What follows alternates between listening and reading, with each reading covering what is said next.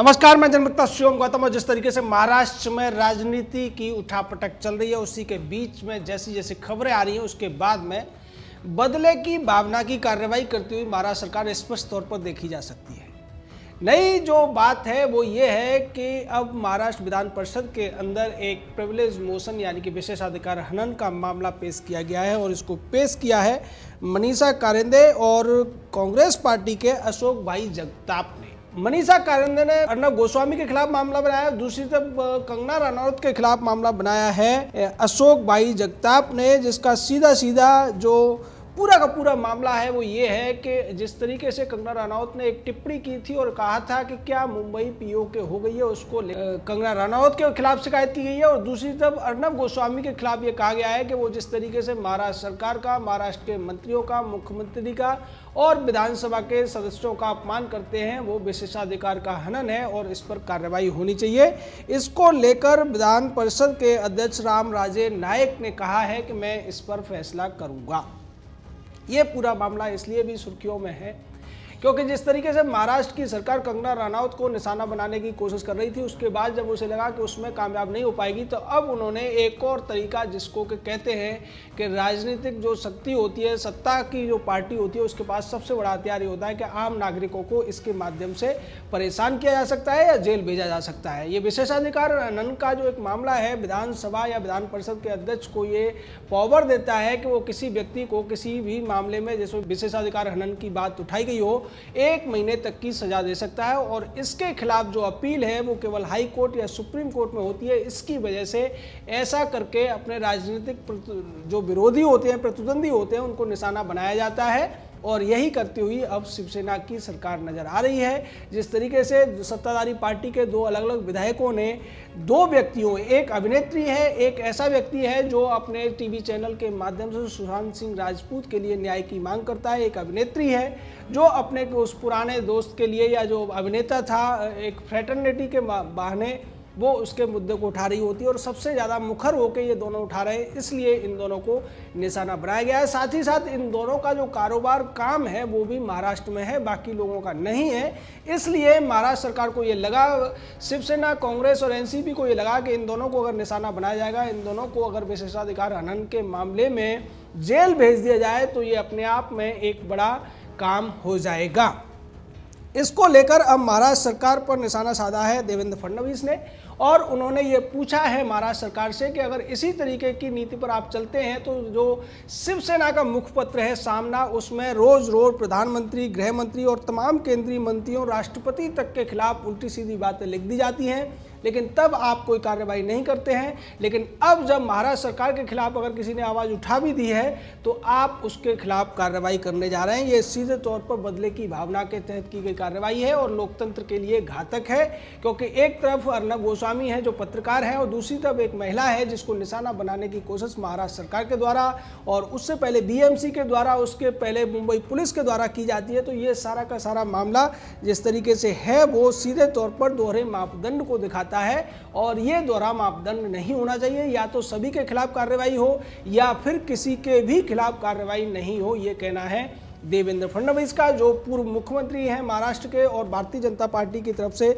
विपक्ष के नेता भी हैं। उन्होंने कहा कि अभी ये मामला विधान परिषद अध्यक्ष के सामने है, वो इस पर क्या फैसला लेते हैं वो अलग बात है, लेकिन जिस तरीके से ये पूरी की पूरी कार्रवाई आगे बढ़ाई गई है, जिस तरीके से इसके पीछे बदनीयती सामने आती है और जिस तरीके से सेलेक्टिव होकर 2 लोगों को निशाना बनाया जा रहा है, उससे तो यही लगता है कि ये राजनीतिक फायदे के लिए किया जा रहा है और लोगों को इस मामले में बलि का बकरा बनाने की कोशिश की जा रही है। क्योंकि महाराष्ट्र सरकार की जो सच्चाई है वो लोगों के सामने आ चुकी है। महाराष्ट्र सरकार जिस तरीके से कुछ अपराधियों को बचाने की कोशिश कर रही थी, मुंबई पुलिस को बचाने की कोशिश कर रही थी, या फिर अंडरवर्ल्ड के उस ड्रग माफिया को बचाने की कोशिश कर रही थी, अब उसकी खिसिया कर वो 2 लोगों को निशाना बना रही है,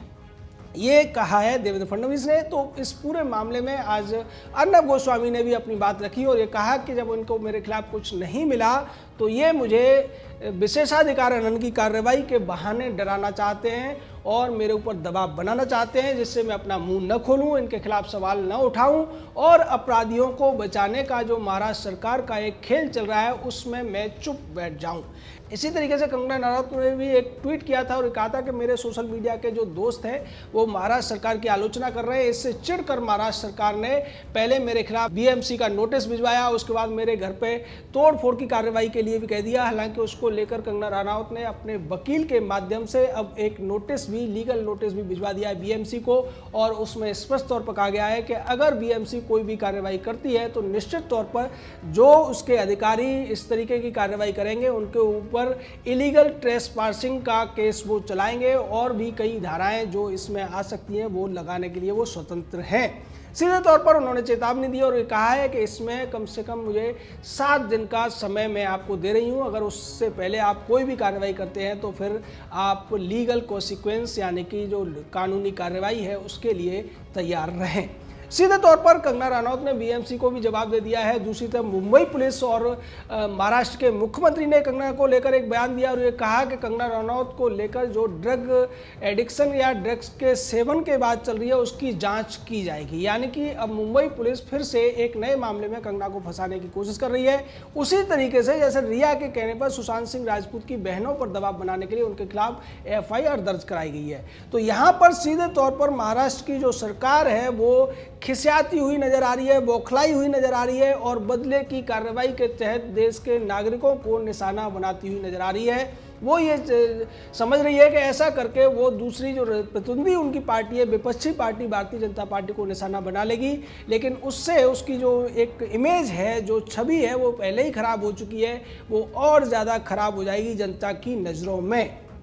क्योंकि आज सोशल मीडिया का ज़माना है। आज तक जैसे और एनडीटीवी जैसे बिके हुए चैनलों का ज़माना नहीं है, जब कोई भी बात इन्हीं के माध्यम से पहुंचती थी और ये बिके हुए चैनल किसी भी बात को तोड़ मरोड़ कर पेश कर देते थे। जैसे आज वो रिया को विक्टिम दिखाने की कोशिश कर रहे हैं और सुशांत सिंह राजपूत जिसकी मौत हुई उसको और उसके परिवार को बदनाम करने की कोशिश कर रहे हैं। उसी तरीके से अर्नब गोस्वामी और कंगना रनौत को भी ये लोग आरोपी सिद्ध करते हुए नजर आ रहे हैं, उनके ऊपर सवाल उठाते हुए नजर आ रहे हैं। लेकिन सोशल मीडिया के माध्यम से पूरे देश की जनता तक ये बात पहुंच रही है और सब लोग इस पर प्रतिक्रिया भी दे रहे हैं। सीधे तौर पर लोग आज कंगना रनौत और अर्नब गोस्वामी के साथ खड़े हुए दिखाई देते हैं, जैसा कि आज देखने को मिला जब रिया चक्रवर्ती की गिरफ्तारी हुई और उसके बाद उसकी गिरफ्तारी की कवरिंग करने के लिए जब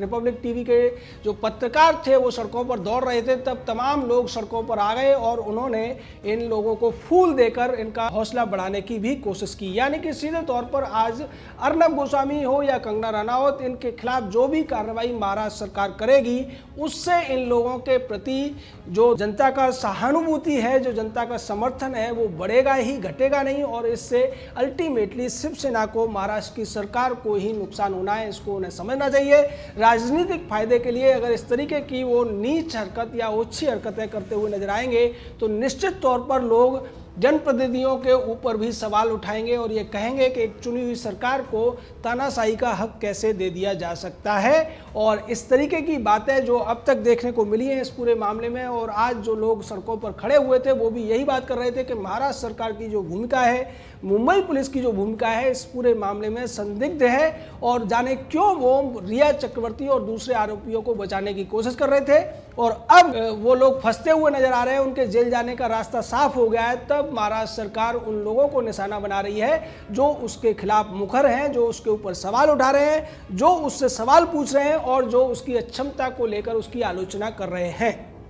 इस पूरे मामले में जिस तरीके से महाराष्ट्र सरकार, शिवसेना, संजय राउत, उद्धव ठाकरे, ये सब के सब मिलकर एकजुट होकर अपराधियों के पक्ष में खड़े होते हुए दिखाई देते हैं। कंगना रनौत जो एक महिला है उसके खिलाफ जिस तरीके की भाषा का इस्तेमाल संजय राउत ने किया, उस पर किसी ने विशेषाधिकार हनन की बात नहीं की, उस पर किसी ने कुछ नहीं किया। केवल महिला आयोग उसके बचाव में आया। कोई भी बॉलीवुड का तथाकथित नचनिया सेलिब्रिटी सामने नहीं आया, कोई भी सेक्युलरवादी सामने नहीं आया, कोई भी अवार्ड वापसी गैंग वाला सामने नहीं आया, बड़ी बिंदी गैंग की वो महिलाएं भी सामने नहीं आई जो बात बात में अपराधियों के भी महिला अधिकार और नागरिक अधिकारों की बात करते थे। लेकिन यहाँ पर जिस तरीके से मुंबई की जो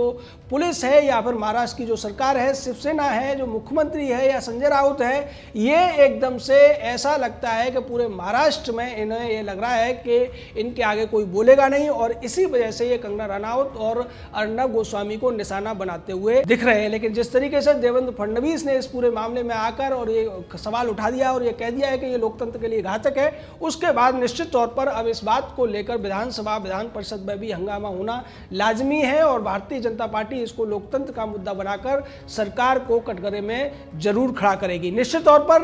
अगर देश की बात की जाए तो देश में इस पूरी कार्रवाई के बाद, इस तरीके की खबरों के बाद अर्नब गोस्वामी और कंगना रनौत के प्रति लोगों का जो सहानुभूति है, जो प्यार है, वो बढ़ ही रहा है, कम नहीं हो रहा। और दूसरी तरफ शिवसेना के प्रति लोगों के अंदर एक गुस्सा है, एक खींच है कि इस तरीके से शिवसेना क्यों कर रही है। और इस पूरे मामले में जिस तरीके से पहले भी देखने को मिला था कि अर्नब गोस्वामी ने जब सोनिया गांधी पर सवाल उठाए थे तब भी अर्नब के खिलाफ तमाम FIR हुई थी और उस मामले में हाई कोर्ट से उन्हें मदद मिली थी, सुप्रीम कोर्ट से मदद मिली थी। ऐसा लगता है कि अब ये सब जो हो रहा है उसके बाद में महाराष्ट्र सरकार के खिलाफ हाई कोर्ट और सुप्रीम कोर्ट में भी ये मामला पहुंच सकता है। जय हिंद,